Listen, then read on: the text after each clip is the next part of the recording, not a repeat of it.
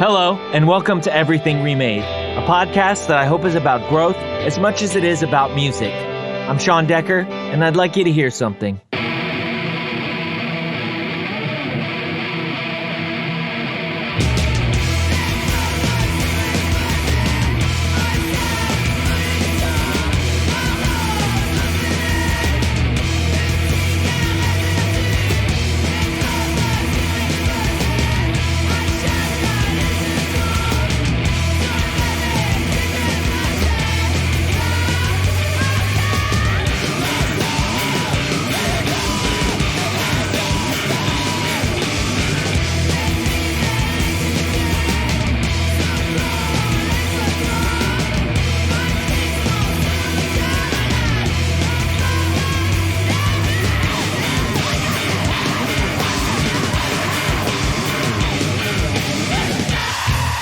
You're hearing This Vinaigrette Won't Die by Dianacrawls, featuring my pal, Doro Samson Valdez, on guitar.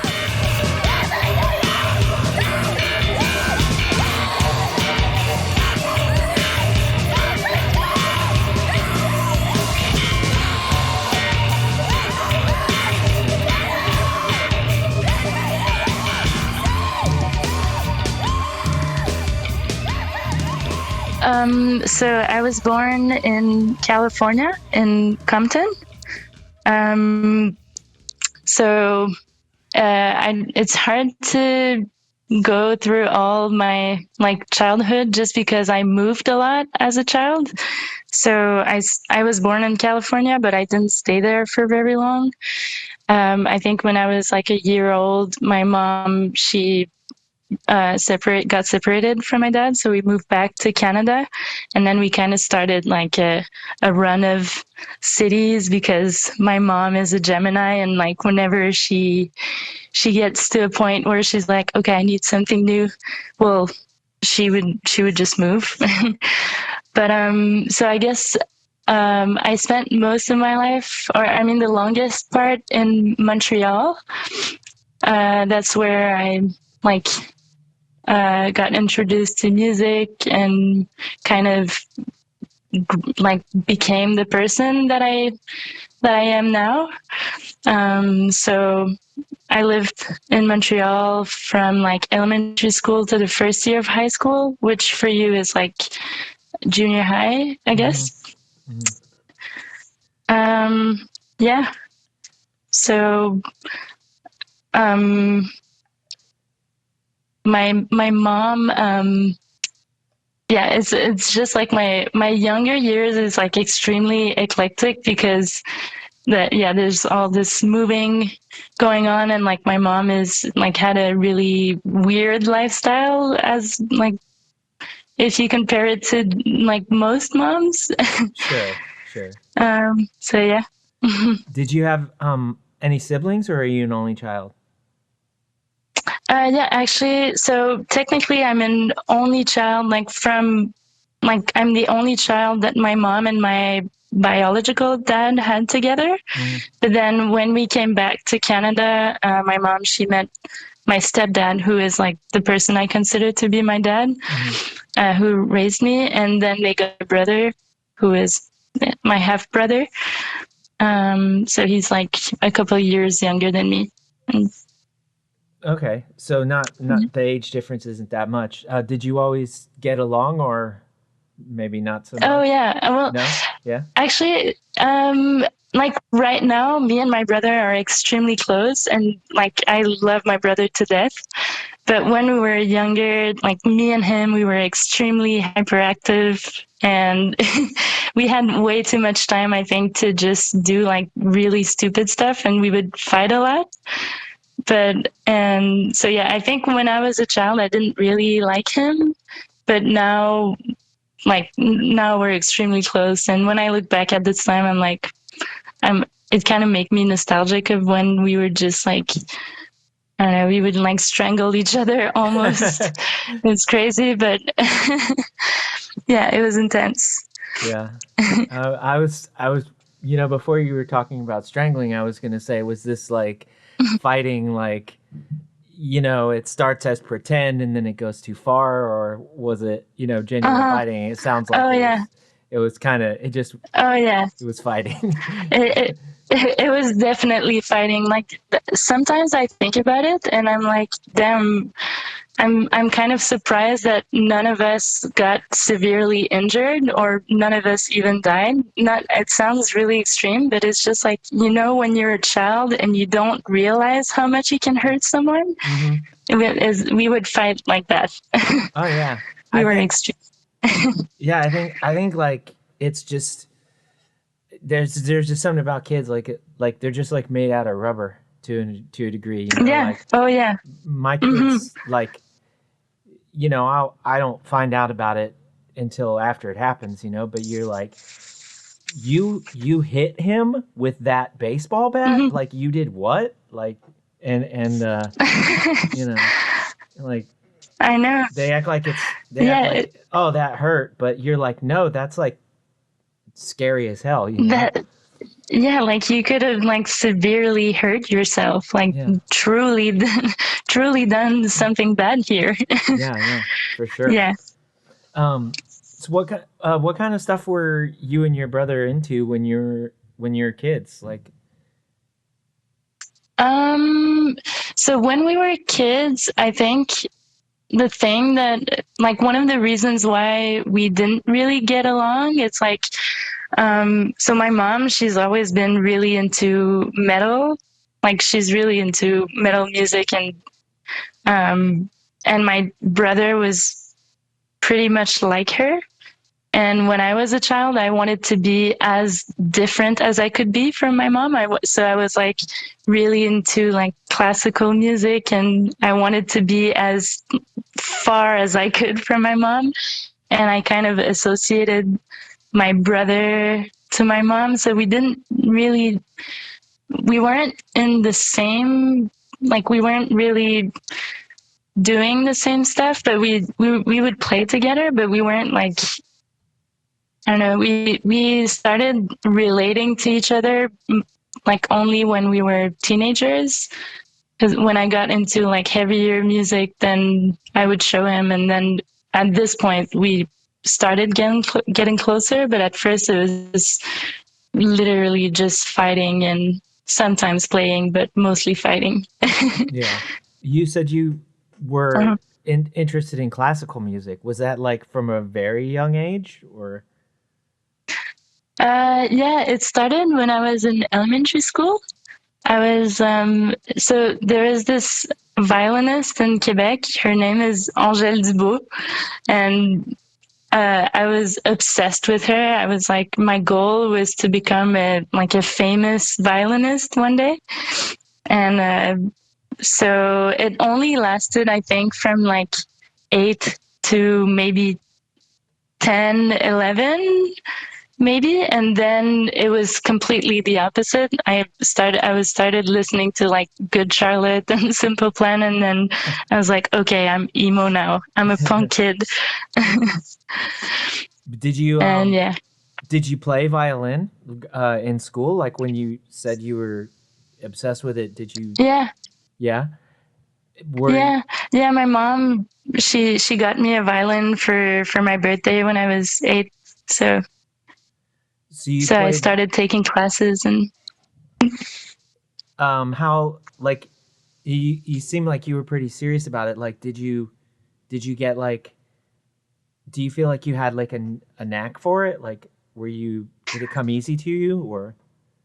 I think when I was younger, yeah, because I was really passionate about it. Hmm. But then I only played it for maybe 4 years. I think I stopped playing it when we left Montreal, when we moved to northern Quebec. So, and when we stopped, I couldn't keep playing because, like the school I was going to in northern Quebec, I was in like the music program, but I couldn't play violin. I had to play like the instrument that they had there. So I stopped, and then I never like tried again since then. Yeah. I think I feel, I mean, I never like played it with um a more mature mind, I would say. Uh-huh. So I don't know if I was really good at it or if I had any talent for it. I felt like I did, but also I was like 8, 9 years old, so Uh-huh. maybe Yeah. I was biased. Yeah. You said when you went to the other school, you had to play the instrument that they told you to play when you got there. Yeah. What was that? They made me play trumpet, and I was Oh really mad wow. about it. That I couldn't have was been like, more no. different. Yeah. Yeah. Yeah. Yeah, yeah. They made, at first I wanted to try, I don't know how you call that in English, but you know that flute that is on the side?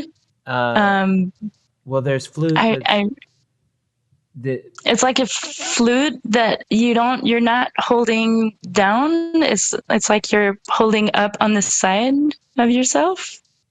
yeah, yeah, I mean I uh, as as far as I know, just like a standard flute is held that way. It's like held to the side. But Oh yeah. you may be talking about something more specific. But yeah, I'm not, Okay, no, maybe that's it. It's just in French, flute is another one, but okay. I think you're right. So yeah, I tried that, and then it absolutely didn't work. I couldn't figure out how to like put your mouth so that Uh, the sound would come out. And so then the teacher was just like, "Yeah, just take the trumpet." but did you find that easy to figure out? And it's so weird because when I think about it, I don't really remember how it went. Yeah. It seems like I just did it, but I can't remember. Like I remember I played it, and I could, because I played violin. I could read um like the sheets and everything, Uh-huh. but Right. I don't remember if I found it easy or hard, or how much time it took me to get it, or if I did at all get it. Yeah. So the reason I asked It is seems. oh, I'm sorry. Mhm. Like I No, got go one ahead. like 5 years ago, and I mean I Oh watched shit. videos online and stuff, and I had a book, and Uh I'm a grown person, and I was like, this is how do you fucking do this? Like it's not. huh. I didn't feel like people just pick this up and can do Yeah, it. It yeah. seems very like I mean I still don't know how it works. Okay, so you force the air, and also Hmm. you kind of make the noise, like you kind of make the note like with your Oh voice, yeah, that's right. but you also don't, like it's Yeah. and I'm just like I remember now. Like hearing you talk, just made me remember that um, it's really hard to make the sound right, mm-hmm, and also it hurts your mouth a lot mm-hmm, to push the air with like enough pressure and like tight enough. And yeah, yeah, mm, it's I don't know, like it's really wild because it like you know you you look at it and you're like, how are you supposed to make like a range of notes with just these three keys? And it's like because there's way more to it than that, and mm-hmm. I don't know. It's like I being able to play a few different instruments. Like I'm like I have so much respect for anyone that can play any instrument, Mm-hmm. but particularly like some of the brass instruments and stuff. I just look at that and I'm just like I don't like yeah, Oh yeah. like Oh yeah, truly. I Yeah. just don't latch on to that the same way. Uh-huh. Um, Yeah, it's weird. I'm wondering now because like I never really thought about it because like when I was in this class and the teacher was like, "Yeah, you can take the trumpet." I was pissed because I was like, "I want to play violin. I don't want to play the fucking trumpet." And so I feel like I didn't enjoy, or like I didn't really like live the moment. It was kind of painful, for not painful, but I was pissed. So I wasn't hmm truly enjoying what was going on. So yeah, I wish that I had like a different perspective at that time, because it's true that it's like any brass instrument is like really, like if you compare it to most instrument, it's so peculiar. It's Hmm. so specific and hard. Yeah. And yeah, it's like, Well, I was also gonna say maybe the reason why you were able to make it do something was because you're so pissed. You're just like, you just like oh yeah, really, yeah. Maybe that's the reason why. you picked it up I was and thinking, I was thinking that maybe perhaps because there's a lot of people in the class playing, we couldn't really oh, hear they what just was didn't going on know. with me. So Yeah, exactly. that could be it too. It's hard to tell. Like, when Yeah. I don't know, like it's wild. Like, uh, my oldest, he played violin in the school band, and Oh, nice. uh, they went to, they didn't go to like big competitions. Like they, Hmm. like their school was okay, but they didn't like Hmm. go so far. They went to Hmm. competitions, and we would go and we'd watch, Hmm. and it's wild because I don't pretend to like have an ear for like orchestral stuff exactly, but just Hmm. playing music all these years, you do have an ear for stuff, and so Yeah, yeah, definitely. Yeah. you can sit there and you can be like, yeah, one of those violins is real off, Off. Uh-huh. but Yeah, but yeah. I don't know which one. Um, Uh-huh. and I mean it's just like with it's just like the same thing with like the theory of the choir, like where Uh-huh. if there's somebody that's not really that on, it's going to be fine because there's just so Yeah, many. the Yeah, overall sound is, yeah, yeah, uh-huh. yeah. I guess we can also say that it's the same in bands. Sometimes I fuck up real bad, but I'm Yeah. like, oh, I'm so happy that I'm not alone on the stage, Uh-huh. and it's possible that no one heard me fuck up. Yeah. And if it But also yeah, oh, sorry. oh no, it's just like if you make a mistake, then you can just like thrash your guitar around and act like it was on Hmm. purpose. You know. Um, Yeah, exactly. just yeah. Um, so you like you were playing violin and then you were sort of trying to play trumpet, but you said you were also getting into uh, like some more like well-known, kind of like punk music and stuff. Did Hmm. you immediately start fantasizing about like playing guitar and being in bands or? Yeah, it took me a while before I really started to learn guitar. So I got the violin, and when I got the violin, my brother got a guitar, an acoustic guitar, and so when I started getting into like more like pop punk or like and slowly into like metalcore and stuff, sometimes I would like fantasize about playing in a band and being like playing guitar, but it felt like it was completely impossible for me because well, first, whenever I would grab my brother's guitar, I would play like the two chords that my stepdad had showed me and be like, this is fucking hard. I can't do this. Mm, Mainly because the guitar was extremely cheap, and my brother still has it. And whenever I visit him, I try to play, and I'm like, okay, there's no way that someone can learn on this kind of guitar. It's really really cheap. yeah.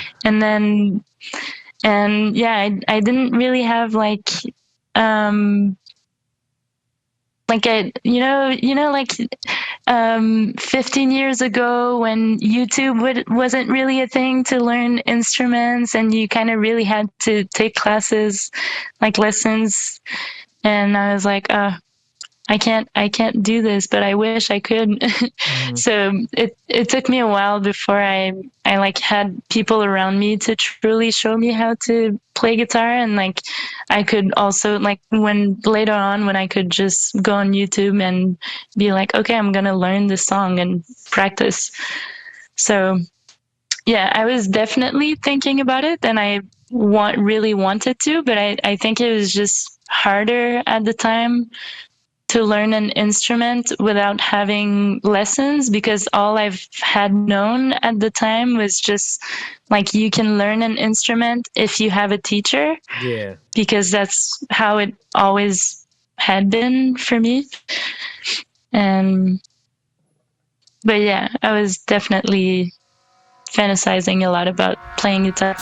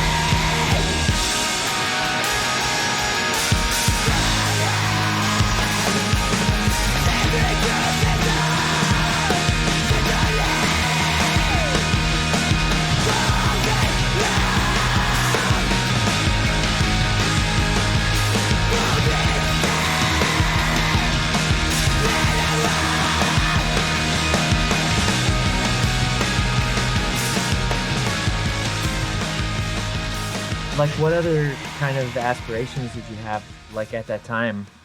Like, if you were like in school, did you have like something that you thought like this is what I'm gonna do with my life? Or Mm, was it just like you're just was it similar, where it was just like, well, once I figure this stuff out, that's what I'm gonna do. I'm gonna play in bands and stuff.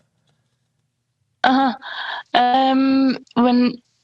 When I was in high school, I was pretty torn apart in between, um, like doing something that would guarantee me that I would have a job and like an income, like money, something safe, Mm-hmm. or something that's more passionate. Because like my mom has always been pretty poor, so I was like, I've always been drawing my entire life. So a part, like half of me really wanted to keep drawing and maybe like do comics or work for like video games company and stuff like that, Mm-hmm. do like graphic art and stuff like that. But then I was like, oh, it's like so many people want to do this, and the chances of me actually making money off drawings, is it truly possible? So my other my other half was like, perhaps do something that you will absolutely have a job once you finish school. So when I finished high school, I started working in like a lab. I started studying to be a pharmacist, because I was like, to me, it was just like, okay, you study and then you get a job and then you have money and then you have money to do what you're passionate about. Right. So yeah, I think it's like also when you're 17, I feel like you never really know. Like it's hard to settle on stuff that concerns that is about your future. Yeah. But yeah. Yeah. I don't know. I personally never got there. I just, uh, Mm, I, I just, you know, it's cliche, but you sometimes you just don't think you're gonna be around long enough to worry about any of that stuff. So you yeah, just yeah, kind of like um, trying to do what you want to do while while you have your time, and yeah, yeah. then the next thing you know, you're like, Wow. Well, that was a long time ago, and I'm still here. I never like figured out what I would want to do like as a career or whatever. And Uh-huh. I don't know. Like I guess I still really kind of am not that. It sounds really bad probably to say, but I guess I'm not that concerned about it still No, but because I'm yeah, but like, it's I really relate with what you're saying now. And I think like when I was 17, I was so scared to end up kind of like my mom, where she would struggle so much mm-hmm, just to have the bare minimum. mm-hmm, And then later on, I realized kind of like, as you said, like I started studying to become a pharmacist. And then I was just like, it wasn't me, because it's really like, you have to study extremely hard, and it's like a really fucked up industry. And then like my stepdad, who's the person that I considered to be like my dad, he like he started his life working in like the forest, like picking up wood for wood industries. And then later on, when he was 50 years old, he was like, oh no, I want to be a nurse now. And then he just started studying that. And then he was like, no, actually, I want to be a social worker. So now he's doing like a bachelor's degree in social working. And seeing him just being like, I want to do this now, and doing it, it kind of removed that idea that you have to settle for something. right, Like I was like, oh, actually, like, you know what? I don't like, nobody cares. You can just do whatever you want to do, and like you try your best and do yeah, your best yeah. in what you're passionate about. And yeah. Yeah. I think that to me that says two things really. It says like number one that like it's not too late to like make up your mind that you want to do Yeah. some specific thing. And number two that like you don't have to be beholden to whatever it was that you Yeah, thought, exactly. thought you had to do Uh-huh. because like, oh, I invested so much time doing this that like Uh-huh. how could I possibly, Change. change, Yeah. yeah, or whatever. And Hmm. yeah, I guess also like it kind of makes me think like, you know, maybe it's fine to not it's fine to just like not figure something out, to just like not finish your Yeah. your your your your journey down one path or whatever, as long as like what you're doing like feels good to you at the Yeah, time, you exactly. know. And I think too, it's like once you realize that, you get rid of so much pressure, and you can actually do stuff better. Like it's like another thing that my stepdad has always been telling me. He always told me that like when you're really passionate about something, you kind of tend to go towards like these things, and eventually some doors open, and eventually like stuff happen, and like later on you'll be like, oh shit, I did this. And like it might not be like a whole career thing, like a big like successful career thing, but it's like something that you're proud of, and you didn't feel pressured to get there and do like, you know, you just kind of followed Yeah, your instinct and how you feel at the moment. yeah, yeah, for sure. Mhm. um oh, that's really awesome. But you obviously eventually did start like being able to play guitar and being in bands and stuff. Mhm. So what was the major turning point as far as that goes? Was it like getting access to like a better guitar that you could actually work with, and or was it Yeah. like you said a number of factors like uh, technology catching up to the point where you could sort of self-instruct, or a little bit of Mhm. both things? Yeah, I think it's a little bit of both things. Like it's a little bit of the technology, like uh, having access to Hmm. being able to learn by myself, but also being surrounded by people who had like proper guitars to play on and practice, and also having people who are really good at it, who could help me, like give me some tricks that I couldn't figure out on myself. Like, Hmm. oh, if you try like playing, like putting your hands like this instead, and then also eventually I bought my own guitar, and I think the moment I bought my guitar is the moment that like I completely committed to the instrument, because it was just I just always like constantly had the guitar in my room, and I was so into it at first. I It's like I was 14 again in the basement and spending 8 hours a day just trying to like palm mute or do stuff like that. Yeah. What was So yeah, that guitar that you bought? it was an SG, a Oh yeah. Gibson SG.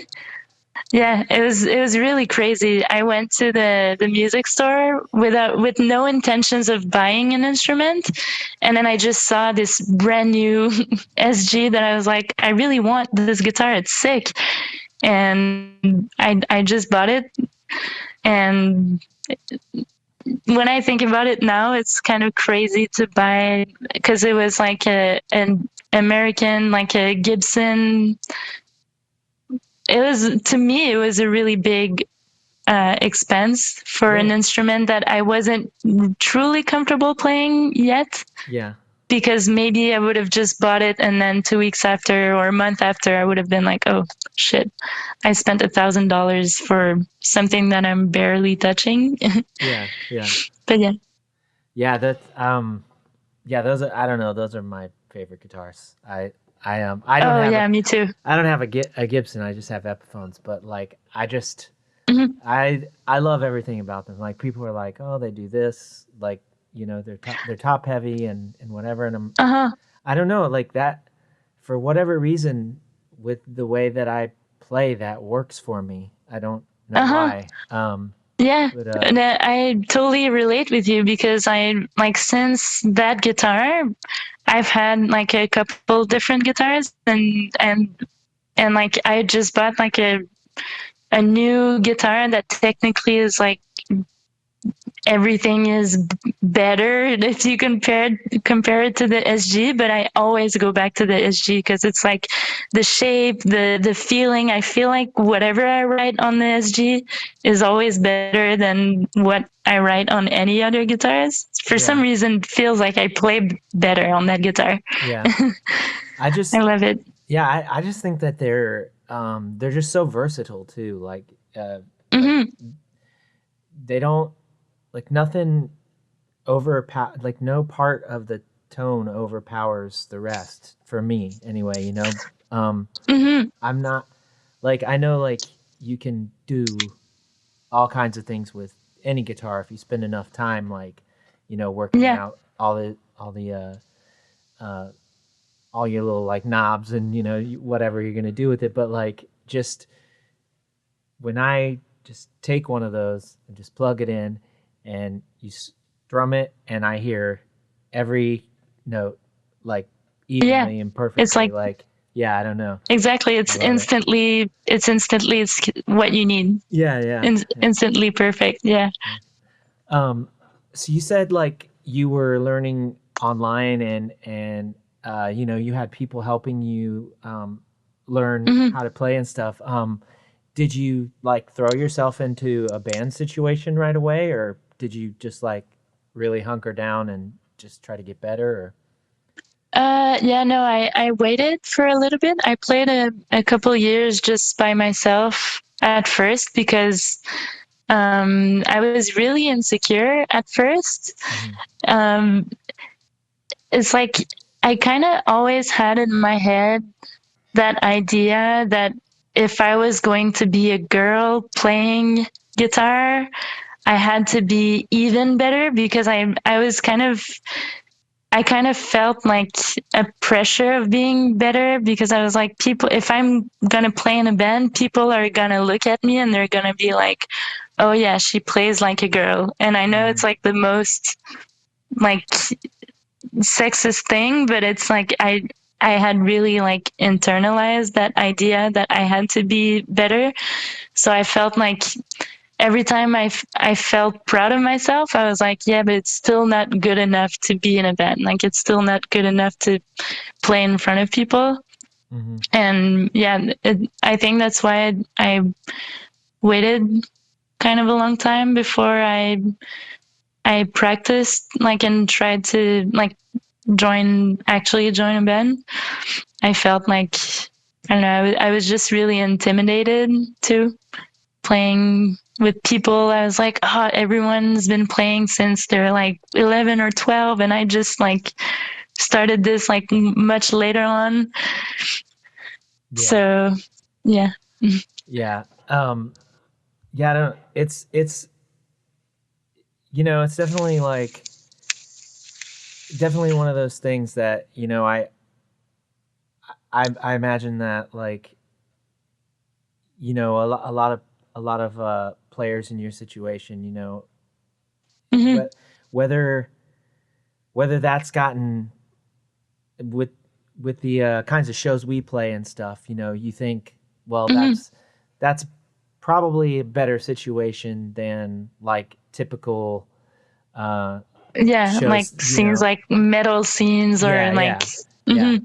But still, like what you said, like how you internalize that. That's like Hmm. that's the biggest thing is you're pitting your own like preconceptions about what's all going to be coming at you, and Hmm. of course you're just like, I'm going to be better than that, I'm going to be ready for that, Hmm. and like, so what was there a particular like was there was there like a sign that where you finally felt like you're like, all right, it's time? Or what, like how did you end up playing in your first band? Uh-huh. Well, I think it's like actually Dianacrawls is the first true band that I've been in. Like Oh, okay. I've been in like other projects or not, they weren't like true projects, but we would just like record shitty songs with my roommates for fun Uh-huh. or like, stuff like that. But so um so at first Dianacrawls was just the drum and the bass, and they when they were looking for a guitarist, I was like, oh well, maybe I could try. I was super shy to try, but also I was like, well, they're my best friends, so if I fuck up, at least they know me, so it's not as bad. And yeah, like I started practicing with them, and then I think because I don't know. They just really helped me get out of that like headspace of that like insecurity thing. They really made me feel more comfortable about just trying whatever, playing whatever, and also like I think I just never really paid attention before, but like when you listen to bands like Primus, which is like a band that Dianacrawls is really inspired from, Hmm. um, the guitarist barely does anything, but what he does is like is really important still. It's like the the moments that the guitarist plays or how he plays or what he plays um, is like really thought, even though it doesn't seem like it's much, but it's like it really adds to like the whole thing. And without the guitar, it would completely change the band. But like when you only pay attention to the guitar, you're like, holy shit, like he barely plays anything. It's like Yeah. super simple, but it works perfectly. And then I don't know, just being with them, it being with Dianacrawls made me realize that you don't have to be like shredding all the time. Like the idea is like to have that kind of like intelligence as a group to know when you should add something and when you should be more in the back, and like how you can like bring whatever is happening and bring it somewhere else, or I don't know. The I think like the playing with them definitely helped me getting rid of that pressure that I was putting on myself, and then made it possible for me to just be like, okay, I'm gonna like just do it now. I'm just gonna like be more confident about playing, even if it hasn't been like 15 years that I've been playing, you know. Yeah, yeah, yeah. Mm-hmm. It's really interesting. Like, you know, there's definitely like a, you know, not just to your band, but you know, I I thought like that you have a very unique playing style, and I wouldn't have. I mean, I do know that y'all covered, you know, a Primus song, but I never would have been Mm-hmm. like, oh yeah, like I never would have made that connection that that's Uh-huh. something that you've um, like you've That is like part intellectualized of your the approach. uh-huh. Yeah, yeah, in that way. Uh-huh. But I can totally see it now. Yeah, Yeah, yeah. it's I think it's like it's really blended with other inspirations, because like so Primus is one of them, and I think you can see it like in the kind of like dancey and like the bass, how the bass goes. But we're also all fans of like the Locust and like the more like sassy, mathy, like weird, like mathcore kind of uh stuff. So mhm. Yeah, it's a lot of like balancing and counterbalancing, you know, um, mm-hmm. and yeah, it's definitely like I think next time I listen to one of y'all's EPs, I'll definitely hear it in a Mm-hmm. different light after thinking about that way.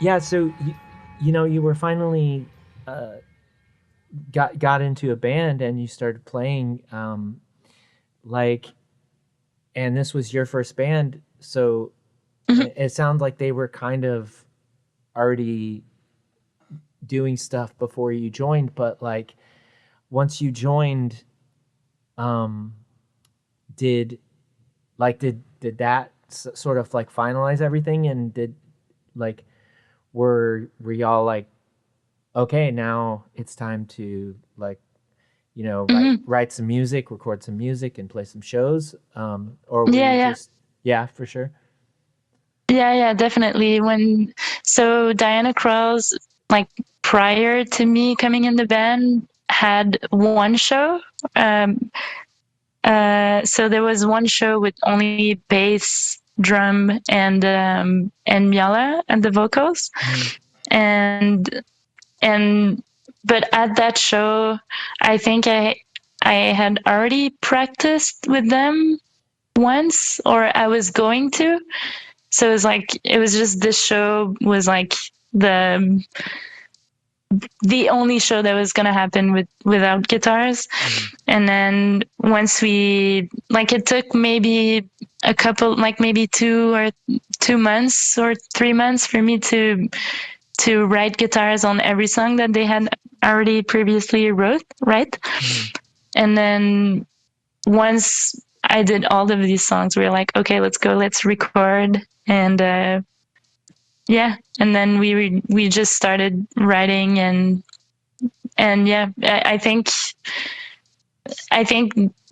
that like when I joined the band, it settled a lot of things because it kind of settled me playing guitar, it settled the band, and it settled like a sound too. So Mm. it really felt great. It was a good moment. That's awesome. So you said Mhm. you played a couple months and then you were recording, but did you play shows before you recorded, or did you join the band and you did a recording first, or?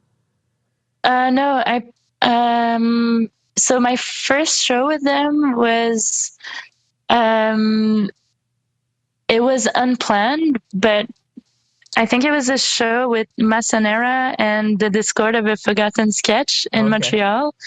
And there was supposed to be a band from Ontario playing on that show, but then they couldn't come. So I think Massanera asked Dianacrawls to play, and I was like, "Oh my fucking god! I've never played a show with guitar yet," and I was extremely nervous. Also because Discord of a Forgotten Sketch is like to me like a truly like OG band from Yeah, Montreal. Like yeah, they've been on for a really long time. absolutely. So I was like, oh my god, if I like I'm gonna shit my pants. I'm so stressed. But it was really great. And also the people in Discord of a Forgotten Sketch are extremely sweet and chill. So the pressure was like released once it happened because like I felt intimidated at first, but then like these people are so sweet and chill that I was like, okay, it wouldn't be them that would be like, oh, Doro cannot play guitar. Right, right. But yeah. Um, So yeah, we played a couple shows and then we recorded. yeah, that's awesome. Yeah, like I always, I mean, I don't, I hope no one takes offense to this, but when Hmm. people say the Discord of a Forgotten Sketch, I immediately, like, the thought that comes to my mind is like they're the Coma Regalia of Canada. Like they've been Yeah. around for a long time. They have way more Uh-huh. songs out than people know about. Like Yeah, it's every true. time I turn around, I'm like, they did a split with that band too. Like Uh-huh. they have just such a ridiculously like awesome discography, and like Yeah, the it's true. bands they've done splits with, and it's a so Uh-huh. I actually never made that comparison before, but it truly makes sense. You're right. people should say that Coma Regalia is the American version of them because they're more impressive. But yeah, that Oh like no. I'm always like, yeah, they've been around for this long. They're still going. They're still putting out good Hmm. records. Yeah, they're awesome. Um, Hmm. yeah, Truly. I did. I have released one record with them. The Oh yeah. it was the I think it's just self-titled. It was like I don't know how many LPs they have, but it was maybe like in like 2013 or 2014 they did an Oh, LP. is it the one with the face? Yeah, this screen Yeah, yeah. printed. Yeah, yeah, Oh totally. yeah, that album is really good. I Yeah, fucking love that album. that's great for sure. Did you listen to them when they were kind of like the Locust ish? I think I only just first heard about them. Um, didn't they do a split with Brain Fever? Yeah, I think Yeah, so. so Yeah. that's when I heard of them. So were they like the Uh-huh. Locusts before that? I think so. Yeah, because when they started, at first they would wear costumes Oh, and they that's were awesome. they were crazy. Yeah, and then they calmed down a little bit growing up, I think. Yeah. But it was always sick, no matter what. But I always wanted to do that, and when we started Plague Walker, I was like, "We're gonna do that. We're gonna wear costumes. We're gonna like blah blah uh-huh. blah." And it only happened like one time, but but Yeah, I feel like when you do that, you have to commit and have a consistency. Otherwise, it's like fuck. yeah, yeah, for sure. People won't know. Yeah, I mean, like you you have to you have to be everybody has to be super down for it before it even happens, so you can Yeah, keep up that level of like momentum. I think, but yeah, yeah, I don't exactly. know. It's hard. One day you and I will be in a band together, and we'll put on costumes and we'll do that. Hell yeah, I mean, because once hell all yeah. this, Yeah, yeah, exactly. once Once the this shit is world comes over, back to normal. yeah, I'm gonna be in every band. But yeah, um, yeah. So you played your show. And you said like you were really nervous at first, but then Mhm. afterwards you're like it was totally chill. So after you played your first show, like was it everything you thought it was gonna be? You're like, I got to do that again. Yeah, I was like, okay, this was way too short. I want to do it again now, and because now I know how it is, and I'm not as stressed. I want to do it again now. Yeah, yeah.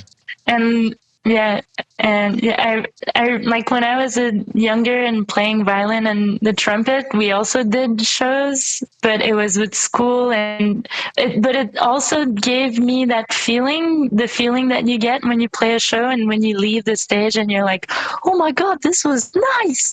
Oh, that's awesome. And yeah, but I'm playing in and like your people, your community, like your scene.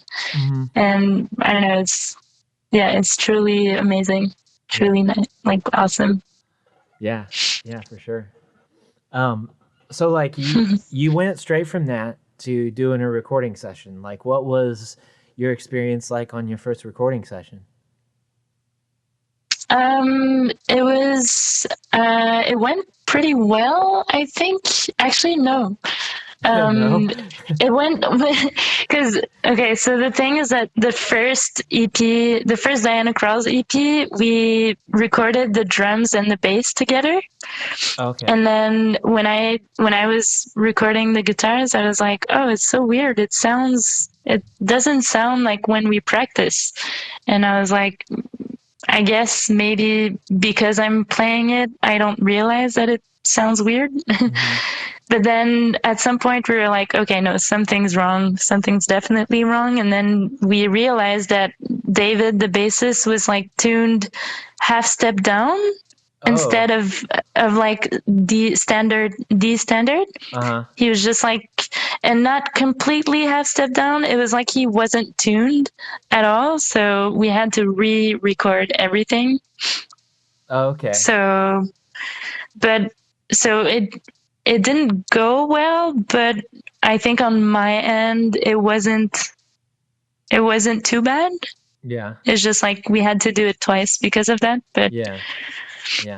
I was gonna ask like did you just go and say, well, I guess I'll tune to what's already there, or but you had to go and redo it. But so since they mhm. had already done everything once already? Were they nice and warmed up and they got through it the second time like pretty easily?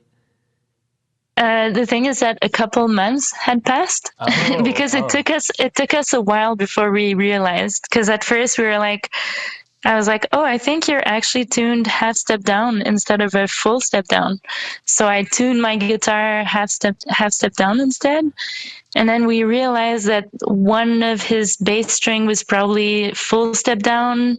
So it wasn't completely. So we were like, okay, I think we just have to re-record everything. And we had to re-record the drums too. Or no, wait, we had to re-record everything because there might the be some, drums and the bass, yeah, you yeah, could some hear the bleed. bass and the drums Yeah, exactly. So we were like, okay, let's just start all over.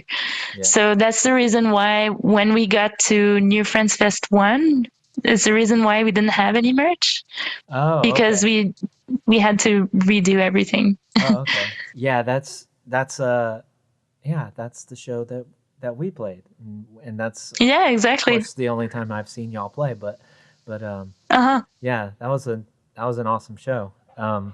Yeah, Yeah, it was sick. yeah, I'm really glad that we made it in time. Uh-huh. I think didn't I think y'all played after us, but yeah, we just that was that was quite a day for us. We spent Hmm. like I don't know 3 hours at the border or something like that. It was not the worst case scenario, but it wasn't great either. It wasn't the So best, yeah. yeah, Did yeah. you come straight from your home to Toronto? Oh yeah, because it's Or not that far. It's like less than 8 hours. It's around 8 hours. oh, okay. Yeah. So I Okay, mean, it's it's much better than I thought. yeah.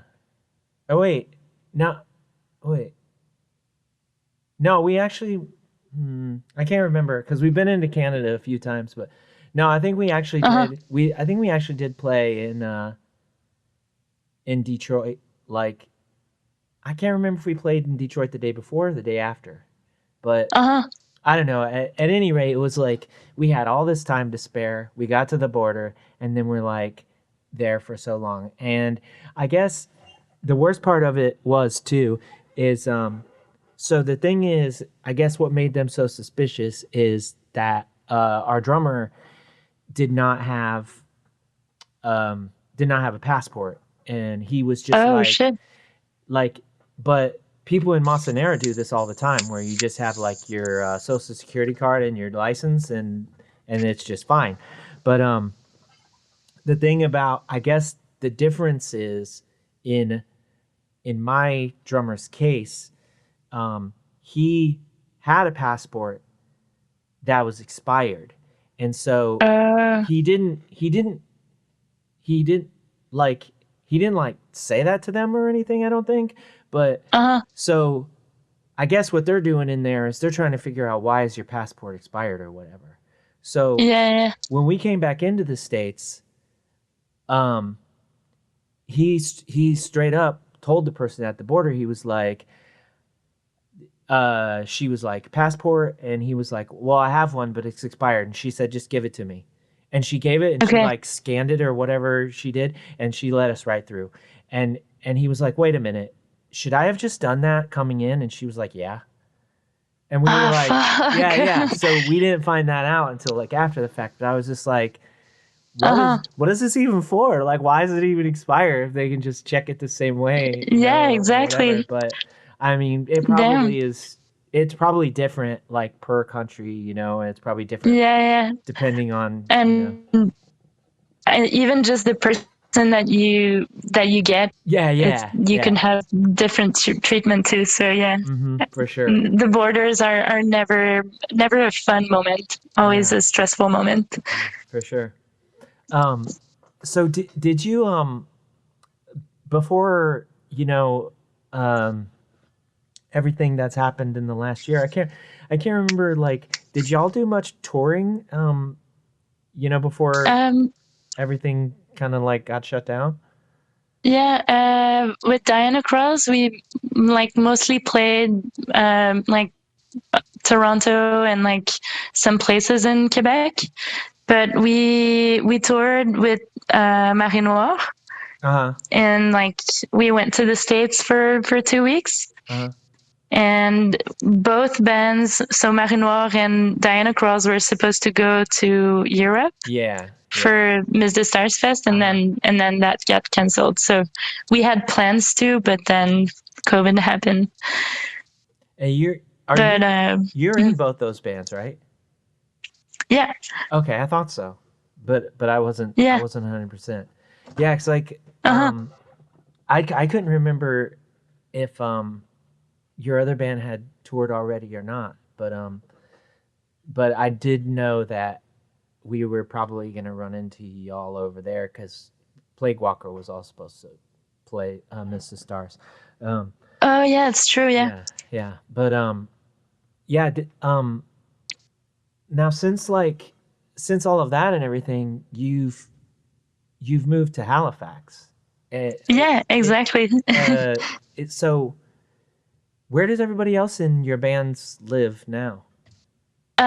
Okay, so Dianacrawls, it's easy. Everyone lives in Montreal. Okay. And so the band still, like, it's still going on. It's just we're gonna work from a distance. They're gonna like send me demos, and I'll write stuff over it, and I'll send it back to them. Uh-huh. And Marée Noire, so Marée Noire, we've always been kind of like a long distance band ish. The drummer lives in Toronto. And so now I live in Halifax, and the drummer is still in Toronto. So we've we were already used to like writing songs on Guitar Pro, or like just recording stuff and then sending each other Yeah. whatever we wrote, and then we would send that to the drummer once we figured like all the strings. We would just send it to the drummer, and then he would write stuff over it, or be like, oh, maybe this part we should like play it twice, or do like this thing, whatever. Mm-hmm. So yeah. Um so yeah, So Marée that's Noire is like still working kind of the still, same way. Like, yeah, yeah, exactly. yeah, Yeah. yeah. Why did you move? So because of COVID, so like my partner lives in Halifax, Oh, okay. and because of COVID, we couldn't see each other, because the thing is, Nova Scotia is extremely like severe with COVID. So if you want to come in the province, you have to isolate by yourself for 14 days. And if you leave the province, like for my partner to come visit me in Montreal, well, they would have to isolate when they would come back home just by themselves. So like, they would have needed to rent an Airbnb just by themselves for 2 weeks. Yeah. Um, so I was like, well, there's nothing going on in Montreal right now. Mm-hmm. And I got the chance to work from home for the job that I had in Montreal. So I'm still working for them, but just from home. Oh, okay. So yeah, it was like, I don't know. I feel like COVID kind of pushed people to make decisions or do stuff, kind of like change your lifestyle. Yeah, for sure. And I guess that's like the COVID effect on me. Yeah, yeah. Well, I mean, I definitely, think you had a unique like position as far as like, well, yeah, I can do this job from wherever, and Hmm. a lot of it sounds like a lot of your, the music that you've been working on. Also, you're like, well, I can continue to do that, and then, with the Hmm. other thing, it's just like, well, either we just like won't see each other, or like I can isolate one time for 14 days, and then we can, figure Yeah. figure the rest out, or else like, Yeah. yeah, the other Exactly. thing just sounds like, I mean, you can't just Yeah. come over for a weekend and then go back and isolate for No, 14 days every time. no, Yeah. exactly. And it's, yeah. And also, like, like since COVID happened, we didn't have the chance to see each other at all. So it really got to a point where I was like, okay, someone's got to do a move. Yeah. And the thing is, in Montreal right now, it's pretty bad for COVID. So like there's a curfew and like everything is kind of fucked and there's not much to do and it feels unsafe. Mm-hmm. So I don't know. It felt like moving here was a good idea. Like I was like, well, everything's there for me to do it without having too much consequences. Like, so yeah. Yeah, yeah, for sure. So like, what what is like other than like just like hoping, uh, for a like prospective like return to shows at some point. Like, what's next for you as far as like what your bands are like trying to like? Are you Mhm. um like you said, are you just sending each other stuff back and forth? Like, are you Mhm. sort of trying to coordinate like on new releases or? Yeah, definitely. We have so Dianacrawls has a split coming out soon. Oh, awesome. Yeah, so that's really exciting. And then also so during the like since the COVID started, I kind of always lived with either the drummer or the bassist from Dianacrawls. So we never really had to stop practicing because we just lived together. Oh, right, right. So we got the chance to write a lot of stuff. So technically we also have like and almost enough stuff to release an LP. So Oh, wow. then so after the split is released, we're like strictly going to work on the LP because we really want to release something that is more consistent, like something that is more than just like 5 minutes of music. Yeah, yeah, And so I think that we'll probably record maybe in the fall. I mean, it's still unsure, but I'm hoping for fall, maybe earlier, maybe a bit later. yeah. And then with Marée Noire, so with Marée Noire, we have a lot of stuff, a lot of song written too. Because the way that we write is like either me or Johan, the other guitarist, will write songs and then we'll just share it, and then other people write on it, and so it goes pretty fast. And so we also have pretty much everything for an LP. But the thing is that our plan was to record in Europe when we were going to go to Miss the Stars Fest. Oh, So so at first we were like, oh, should we wait? Like maybe COVID will stop and then we'll be able to go to Miss the Stars and then we can record our LP. But now it seems like maybe it's unlikely. So I guess eventually we will record that album. yeah, But here. yeah, yeah. Were you gonna But yeah. were you gonna record at Sunsetter? Yeah, Is exactly. Yeah. that I was like, Yeah, that's it. yeah, I was just like, oh, I that'd be wild, but yeah, good guess. Yeah, did yeah. did you go at Sunsetter? No, but that's where like To Languish recorded, and Mm-hmm. they've made quite a name and impression for Yeah, themselves yeah. over there, so that's really cool. Yeah, Uh-huh. um, yeah. Well, that all sounds awesome. I can't wait to find out who your splits with and hear that Mm-hmm. and stuff. Um, I suppose that's still under wraps, or is that information out there? It's not out there yet. Okay. So I don't know if it's like I guess I can say it because I mean I don't know. Okay. I think I'm just gonna say it because Okay. I'm really excited and I hope that well maybe people won't really care either.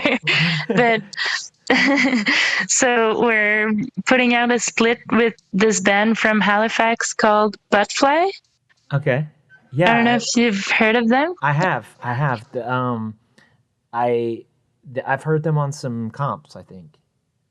Right? Yeah, yeah. Yeah, yeah. Yeah, I think they were on the camp with No Funerals Yeah. that we were all on Uh-huh. also. Uh-huh.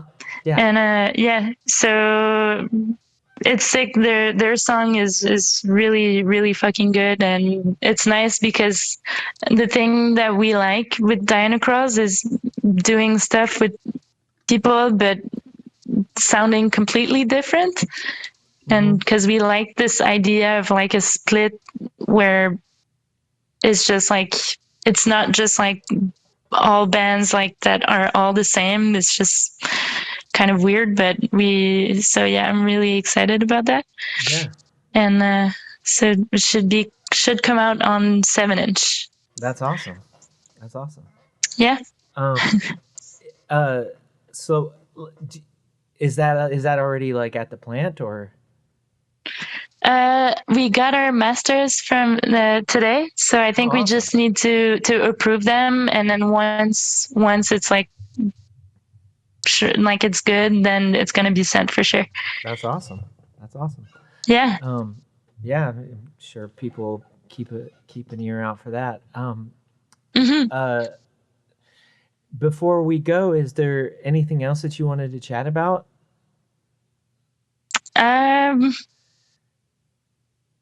Well, not really, but I do want to say that I'm really excited for the future because I can't wait for everything.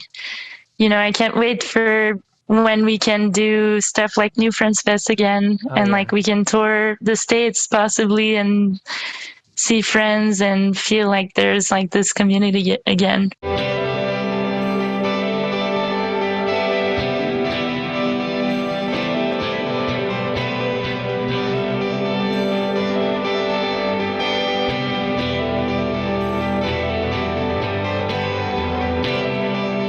And that was my conversation with Doro Samson Valdez.